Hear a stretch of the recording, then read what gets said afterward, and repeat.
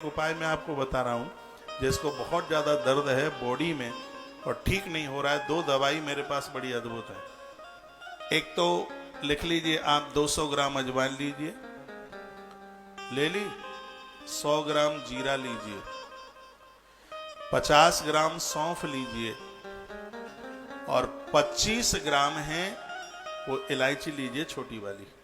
इसमें अजवाइन और जीरा इन दोनों को भूनना है और सौंफ और इलायची इसको बिना भुने उसमें डाल देना, मिक्सी में डाल करके पाउडर बना लेना। सुबह खाली पेट इसका काढ़ा और रात्रि को सोते समय इसका काढ़ा बना करके पी लेना। 3 गिलास पानी रखना, 3 गिलास का 1 गिलास रह जाए, चाय की तरह उसको पी लीजिएगा। 8 दिन में आपका दर्द खत्म हो जाएगा, भाग जाएगा। स्वास्थ्य के लिए इतना बड़ा फायदा है। एक बार फिर बता रहा हूं मैं आप, फॉर्मूला इसका, इससे कम ज्यादा ना हो जाए। 200 ग्राम अजवाइन, 100 ग्राम जीरा, 50 ग्राम सौंफ और 25 ग्राम इलायची। आप स्वस्थ हो जाएंगे और मैं चाहता हूं कि आप स्वस्थ हो। ये कुर्सियां छोड़ करके मेरी कथा में आके आप बैठा करें, आनंद होगा। आप स्वस्थ बिल्कुल। धीमे धीमे चाय को थोड़ा कम कर दीजिए, इससे कैल्शियम की कमी आती है और जब कैल्शियम की कमी आती है तब बॉडी में दर्द होता है। कॉफी कैंसर बनाती है और ये चाय से घुटने बुटने सब दुखते हैं, कमर में दर्द होता है, कमर लचक जाती है। आजकल 20-20 साल की बेटियां इस बीमारी से ग्रस्त हैं। अभी मैं पटियाला में था, मैंने एक दिन हाथ उठवा दिया। आप में से कितने लोग हैं जिनके घुटने बुटने में दर्द होता है? आप विश्वास करें कि उसमें से 90% से ज्यादा लोगों के हाथ ऊपर थे। उसमें मैं देख रहा था 20-20 साल की बेटियां और उनको दर्द है उनको। फिर मैंने पूछा, बेटा चाय तो नहीं पीती? बोलती है, गुरुजी चाय के बिना तो चलता ही नहीं है, दिन में 7 बार 8 बार चाय पी लेती। तो ये दिक्कत है, ये परेशानी है। मैं इसलिए स्वस्थ हूं क्योंकि मैंने तो, मुझे ऐसी माँ ने जन्म दिया है, जिस दिन से मेरा जन्म हुआ है तब से लेके आज तक मैंने अपने जीवन में कभी चाय नहीं पी। ये मैं दोनों हाथ उठा के कह रहा हूं, जन्म से लेकर अभी तक की बात कर रहा हूं।